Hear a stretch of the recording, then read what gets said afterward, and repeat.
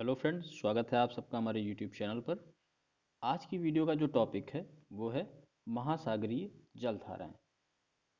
इस टॉपिक से आपके हर एग्ज़ाम में, चाहे वो आपके एसएससी के एग्ज़ाम हो, चाहे वो रेलवे के एग्ज़ाम हो, चाहे वो आपके टीचिंग से रिलेटेड एग्ज़ाम हो, जैसे सीटेट हो गया, यूपी टेट हो गया, या रीट हो गया, एमपी टेट हो गया, इस तरह के जो भी एग्ज़ाम्स होते हैं, बीपीएससी हो गया, बिहार एसएससी का, जो भी एग्ज़ाम होते हैं उसमें इस टॉपिक से आपके एक से दो नंबर के क्वेश्चन हमेशा पूछा जाता है।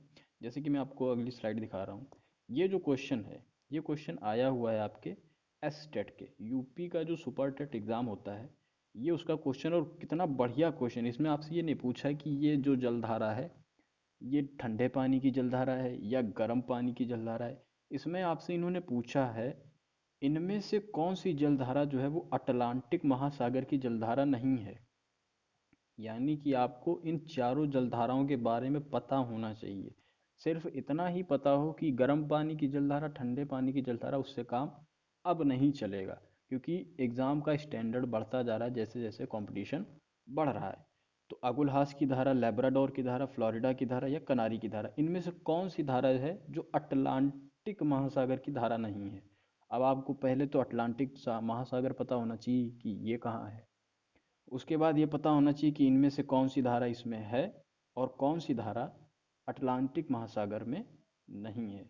तो इसके लिए आपको डिटेल से पढ़ना पड़ेगा, लेकिन मैं इस वीडियो में उतना डिटेल में नहीं जाऊंगा।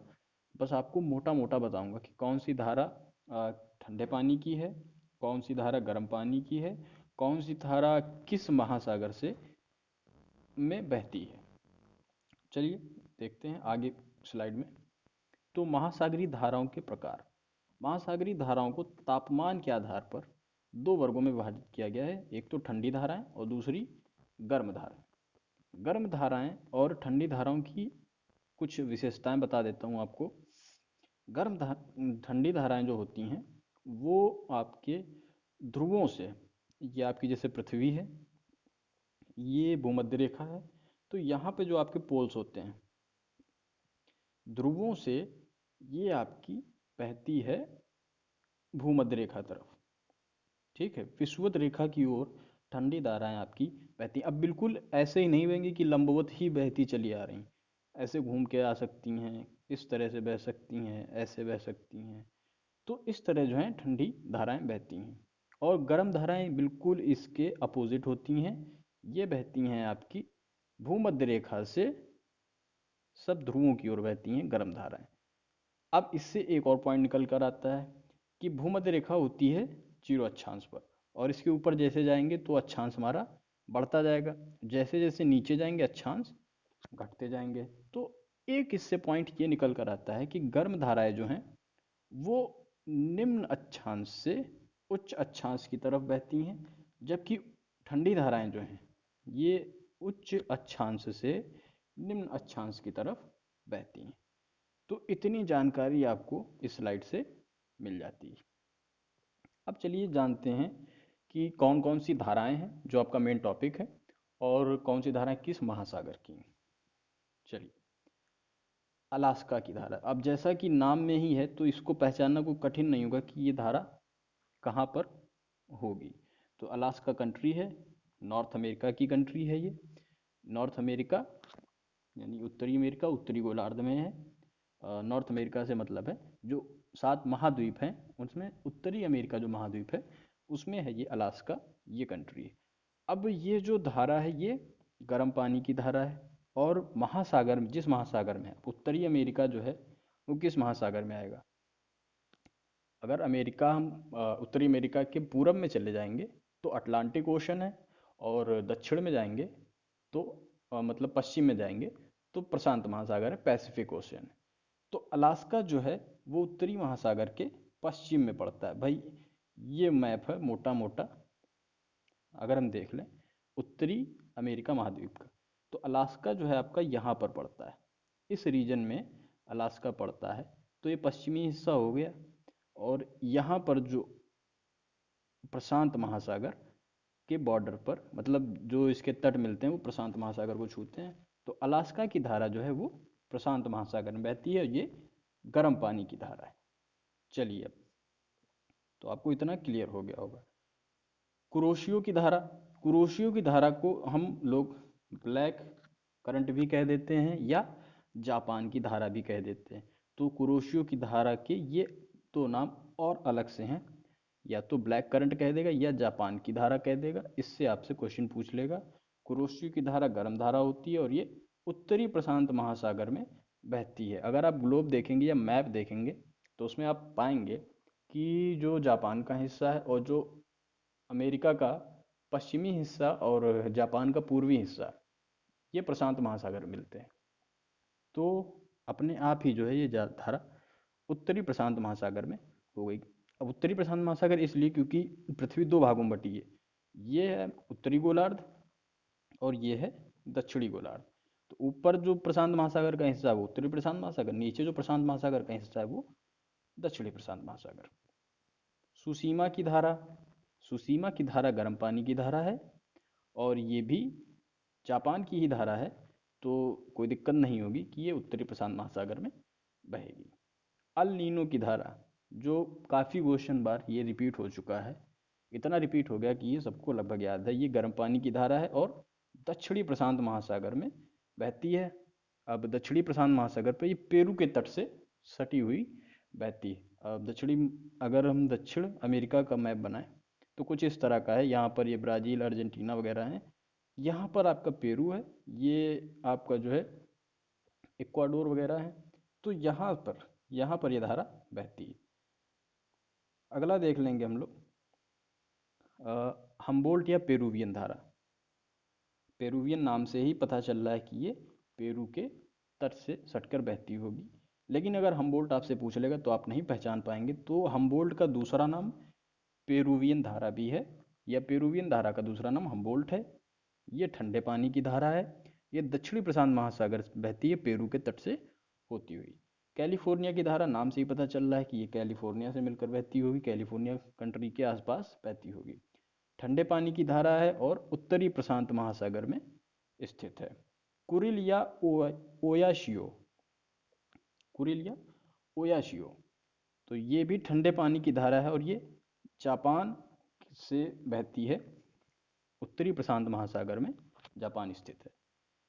फटाफट से देख लेंगे जो बची है ओखोत्सक धारा। ओखोत्सक धारा है जो ओखोत्सक सी है आपका, ओखोत्सक सी, ओखोत्सक सी है आपका रशिया में। ठीक है, तो ये ठंडे पानी की धारा हो गई अपने आप, क्योंकि रशिया जो है पूरा उत्तरी ध्रुव पर है और वहाँ बर्फ़ ही बर्फ़ है। तो ओखोत्सक धारा ठंडे पानी की धारा है और उत्तरी प्रशांत महासागर में बहती है।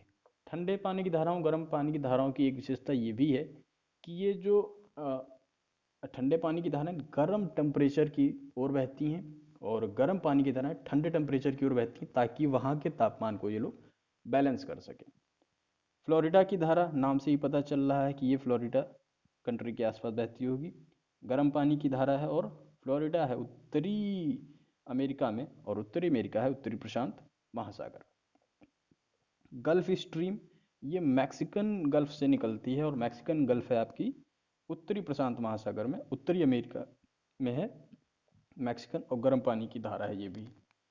नॉर्वेजियन धारा, जो कि आपके नाम से ही पता चल रही है कि ये नॉर्वे के आसपास से बहती होगी। गर्म पानी की धारा है और नॉर्वे है आपका ध्रुवों के आसपास पड़ जाता है। तो अमेरिका और यूरोप के बीच में अटलांटिक महासागर है और नॉर्वे का जो पूर्वी हिस्सा, पश्चिमी हिस्सा है, वो अटलांटिक से मिलता है। तो नॉर्वेजियन धारा हो गई अटलांटिक महासागर में, और चूंकि नॉर्वे उत्तर गोलार्ध में है तो उत्तरी अटलांटिक महासागर। रेनल की धारा, रेनल की धारा गर्म पानी की धारा है और ये आपकी उत्तरी अटलांटिक महासागर में मिलेगी आपको। ब्राज़ीलियाई धारा नाम से ही पता चल रहा है कि ये ब्राज़ील कंट्री के आसपास बहती होगी। और मैंने अभी आपको जो है दक्षिणी अमेरिका का मैप बनाकर दिखाया था कि ब्राज़ील यहाँ पर है, ये एक हिस्सा जो है ये ब्राज़ील का है। तो ब्राज़ील जो है वो दक्षिणी गोलार्ध में है और इसके पूर्वी तरफ अटलांटिक है और पश्चिमी तरफ पैसिफिक ओशन प्रशांत महासागर है। लेकिन अब ब्राज़ील यहाँ है और समुंदर का इसका जो समुद्री तट होगा वो इस साइड होगा और इस साइड है अटलांटिक महासागर।